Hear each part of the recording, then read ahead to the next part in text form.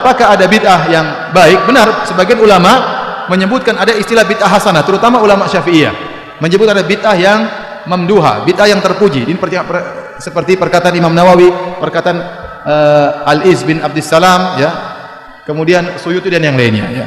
Tetapi kebanyakan yang mereka maksudkan dengan bid'ah hasanah adalah bukan yang berkaitan dengan ritual, tetapi berkaitan dengan sarana. Makanya Al-Iz bin Abdissalam, ya, dalam kitabnya Qawaidul Ahkam fi Masalihil Anam, tatkala dia membagi bid'ah menjadi 5, dan ini diikuti oleh Nawawi rahimahullahu taala, maka dia sebutkan bid'ah ada 5. Ada bid'ah wajib, ada bid'ah sunnah, ada bid'ah mubah, ada bid'ah makruh, ada bid'ah yang haram. Tatkala Anda baca pada bid'ah yang wajib dan bid'ah yang sunnah, ternyata yang dia contohkan bukan masalah ritual, tetapi perkara yang merupakan sarana. Contoh dia sebutkan masalah buat jembatan, ya, jembatan ya baik. Contohnya masalah buat pondok. Pondok ini berkaitan dengan masalah agama. Di zaman Nabi tidak ada pondok, ya. Tetapi ini berkaitan dengan apa? Sarana. Contoh masalah ilmu hadis jarh wa ta'dil. Di zaman Nabi tidak perlu ilmu jarh wa ta'dil, ilmu mengkritiki para perawi. Namun di zaman setelahnya ada ilmu namanya al-jarh wa ta'dil. Si rawi ini pendusta, si rawi ini jujur, si rawi ini kurang hafalannya, si rawi ini ngaco, si rawi ini banyak salahnya. Itu namanya ilmu jarh wa ta'dil, dibuat oleh para ulama agar bisa memurnikan hadis, memisahkan hadis yang sahih dan hadis yang dhaif. Di zaman Nabi tidak perlu, karena para sahabat dengar langsung dari Nabi, hadis semuanya sahih. Tapi belakangan ada ilmu ini, dan ini ilmu agama, makanya dimasukkan dalam bid'ah yang baik. Tapi bukan ritual. Contoh lagi ilmu nahwu dan sharaf. Di zaman Nabi tidak perlu ilmu nahwu dan sharaf. Kenapa? Karena para sahabat semua pakar bahasa. Kita ini yang bahlul-bahlul ini yang tidak ngerti bahasa Arab, maka perlu belajar ilmu nahwu dan ilmu sharaf. Tetapi ini bukan ritual. Ya, ini bukan ritual. Jadi segala perkara yang berkaitan dengan sarana, contohnya Al-Quran dikumpulkan, ini juga bukan ritual, ini sarana. Karena Al-Quran di zaman Nabi tidak mungkin dikumpulkan, karena Al-Quran belum selesai. Tatkala Nabi sudah meninggal, Al-Quran sudah sempurna, baru dikodifikasikan. Kenapa tidak dikumpulkan? Karena pertama, Al-Quran belum selesai. Yang kedua, bisa jadi terjadi nasih dan mansukh, paham? Ayat dihilangkan, ada perubahan dan macam-macamnya. Baru kemungkinan terjadi pengkodifikasikan Al-Quran setelah Nabi SAW meninggal. Bahkan Abu Bakar waktu disuruh mengumpulkan Al-Quran, dia pun takut. Dia mengatakan, saya tidak berani melakukan apa yang dilakukan oleh Nabi. Padahal ini boleh, tapi dia pun takut melakukan suatu perbuatan yang tidak dikerjakan oleh Rasulullah SAW. Sampai Allah melapangkan dadanya, kemudian dia mengumpulkan apa? Al-Quranul Karim. Jadi kalau berkaitan dengan sarana yang disebut dengan bid'ah hasanah, maka ini tidak jadi masalah, tidak ada khilaf, ya. Bahwasanya tidak mengapa. Yang kita permasalahkan kalau ritual, timbul ritual baru yang tidak dikerjakan oleh Nabi SAW. Contoh yang saya lihat di Mekah, kita habis tawaf, ada namanya sholat 2 rakaat setelah tawaf. Sebagian orang Indonesia, mereka bikin lagi sholat 2 rakaat setelah sa'i. Saya tanya sama antum, itu bid'ah atau bukan? Sholatnya bagus atau tidak? Bagus, tapi tidak diterima. Karena seakan-akan Anda menambah ritual Nabi. Harusnya tidak ada 2 rakaat setelah sa'i. Kalau ada yang sholat, dia bilang jangan, kamu seakan-akan umrohnya Nabi kurang sempurna. Kalau dia bilang ini kan bagus, ya, kalau kamu bagus, kamu berbuat kreasi, nanti akan ada kreasi-kreasi yang lainnya. Nanti ada yang bilang kalau gitu Ustaz 2 rakaat setelah tawaf kurang sip, tambah lagi Ustaz 4 rakaat. Nanti ada yang punya ide yang lain. Ustaz kayaknya kurang bagus, setiap satu putaran 2 rakaat, setiap satu putaran 2 rakaat. Jangan. Akhirnya berkembanglah. Kita bilang kalau sudah berkaitan dengan ritual maka tidak, kita cukupkan dengan yang diajarkan oleh Nabi SAW. Dan asalnya kita tidak butuh ritual baru. Ya. Ada yang bertanya sama saya, Ustaz, apa hukum sholat birrul walidain? Saya ditanya 2 kali masalah ini. Pernah di Masjid Nabawi saya ditanya, saya bilang, saya tidak pernah dengar namanya sholat birrul walidain. Saya tahu sholat taubah ada, sholat duha ada, sholat qobliyah ba'diyah ada, ya, sholat tahajud ada, tapi sholat birrul walidain tidak pernah saya dengar.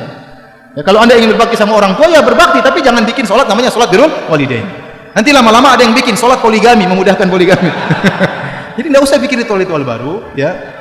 Nah, tapi kalau berkaitan dengan sarana, maka ini tidak jadi masalah. Mikrofon, YouTube, itu semua bid'ah hasanah secara bahasa.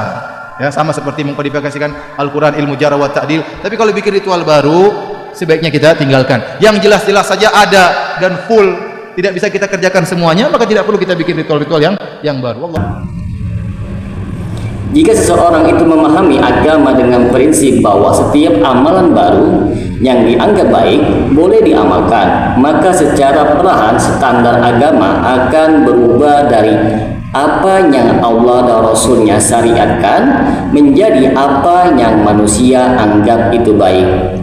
Disinilah letak bahaya yang sering diingatkan oleh banyak ulama, teman-teman. Rasulullah SAW dalam hadis yang sangat masyhur, beliau bersabda, barang siapa yang mengada-ngadakan dalam urusan kami ini sesuatu yang bukan darinya, maka ia tertolak. Nah, dalam riwayat yang lain disebutkan bahwa setiap perkara yang diada-adakan dalam agama adalah bid'ah, setiap bid'ah itu adalah kesesatan. Hadis-hadis tersebut menjadi landasan utama bagi kelompok ulama yang menolak adanya pembagian bid'ah menjadi baik dan bid'ah yang menjadi buruk dalam masalah ibadah, teman-teman.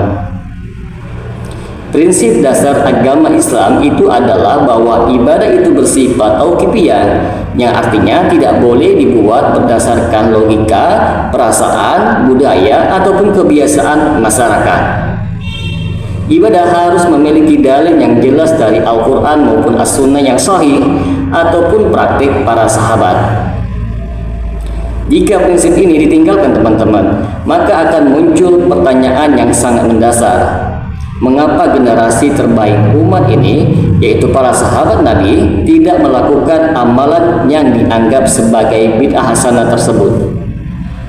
Padahal mereka adalah orang yang paling mencintai Rasulullah SAW dan paling semangat dalam beribadah. Para sahabat itu memiliki kesempatan yang sangat luas untuk menambah bentuk-bentuk ibadah jika memang hal itu diperbolehkan. Namun teman-teman, kenyataannya mereka justru sangat berhati-hati. Mereka lebih memilih mengikuti apa yang dicontohkan oleh Nabi SAW daripada membuat bentuk ibadah yang baru. Bahaya yang lain, teman-teman, dari konsep bid'ah hasanah ini adalah semakin kaburnya batas antara sunnah dan tradisi. Lama-kelamaan, teman-teman, masyarakat tidak dapat lagi membedakan mana ibadah yang benar-benar itu berasal dari Nabi dan mana yang merupakan suatu kebiasaan yang muncul berabad-abad kemudian. Sering sekali seseorang akan berkata yang penting kan niatnya itu baik. Padahal dalam Islam, teman-teman, amal diterima bukan hanya karena niat yang baik saja, tetapi juga karena caranya yang sesuai dengan tuntunan Nabi SAW. Para ulama menjelaskan bahwa diterimanya amal memiliki dua syarat utama. Yang pertama, ikhlas hanya untuk Allah semata. Yang kedua, sesuai dengan sunnah Rasulullah SAW. Jika salah satu syarat itu tidak terpenuhi, maka amal tersebut tidak sempurna, bahkan bisa saja ditolak. Bayangkan, teman-teman, jika setiap generasi itu bebas membuat tata cara ibadah yang baru dengan alasan kebaikan, akan muncul berbagai macam bentuk zikir, doa, perayaan ritual, ataupun cara beribadah yang terus bertambah tanpa batasnya. Akibatnya apa, teman-teman? Agama yang sudah sempurna itu menjadi bercampur dengan hasil pemikiran manusia. Allah Subhanahu wa Ta'ala berfirman bahwa agama telah disempurnakan pada hari Arafah. Pada hari ini telah aku sempurnakan untukmu agamamu. Ayat ini dipahami oleh banyak ulama sebagai dalil bahwa tidak diperlukan lagi penambahan bentuk ibadah yang baru setelah wafatnya Rasulullah SAW, teman-teman.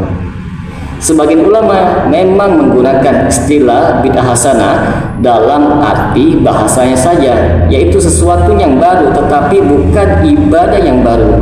Nah, semisal pengumpulan mushaf Al-Quran dalam satu buku, pembangunan sekolah, penggunaan mikrofon di masjid, atau penulisan ilmu nahwu. Hal-hal tersebut, teman-teman, dipandang sebagai sarana yang membantu pelaksanaan syariat, bukan sebagai ibadah yang disyariatkan secara khusus. Karena itu penting membedakan antara inovasi dalam urusan dunia dan sarana dakwah yang pada dasarnya itu boleh saja dilakukan selama tidak melanggar syariat Islam. Lalu penambahan tata cara ibadah yang diyakini memiliki keutamaan agama tanpa dalil yang jelas. Perbedaan inilah yang menjadi pokok pembahasan dalam banyak kitab-kitab para ulama. Lalu bahaya berikutnya adalah munculnya fanatisme terhadap tradisi. Tidak sedikit orang yang lebih marah ketika tradisi keagamaan dikritik daripada ketika sunnah Rasulullah SAW ditinggalkan. Akibatnya, ukuran kebenaran berubah dari dalil menjadi kebiasaan masyarakat. Selain itu teman-teman, bid'ah yang dianggap kecil dapat berkembang menjadi sesuatu yang lebih besar. Banyak praktek keagamaan dalam sejarah Islam itu bermula dari amalan yang dianggap sekedar tambahan kebaikan, tetapi kemudian berubah menjadi sebuah ritual yang dianggap itu wajib atau memiliki keutamaan yang khusus tanpa dasar yang kuat. Karena itu teman-teman, banyak ulama salaf dikenal sangat berhati-hati terhadap setiap bentuk ibadah yang baru. Sikap ini bukan karena mereka itu anti terhadap kemajuan, tetapi karena mereka ingin menjaga kemurnian ajaran Islam sebagaimana yang diajarkan oleh Rasulullah SAW. Di sisi yang lain teman-teman, perlu diingat bahwa persoalan istilah bid'ah hasanah memang dipahami berbeda oleh sebagian ulama. Ada yang menggunakannya sebagai istilah bahasa saja untuk hal-hal yang baru yang mendukung agama tanpa mengubah ibadah, sementara ada pula yang menolak penggunaan istilah tersebut dalam konteks ibadah dan lebih memilih membedakan antara sunnah dan bid'ah secara tegas. Karena itu, dalam berdiskusi mengenai masalah ini, yang lebih penting adalah kembali kepada dalil untuk memahami penjelasan para ulama secara utuh serta menjaga adab dalam perbedaan pendapat. Tujuan utamanya adalah memastikan bahwa setiap ibadah itu dilakukan dengan keikhlasan dan mengikuti tuntunan Rasulullah SAW sehingga agama tetap terjaga sesuai dengan prinsip yang diajarkan sejak generasi awal Islam. Semoga dengan sedikit penjelasan ini dapat memberikan manfaat bagi teman-teman sekalian, dan apabila channel ini memberikan manfaat bagi teman-teman sekalian, silakan like dan subscribe. Semoga bermanfaat. Assalamualaikum warahmatullahi wabarakatuh.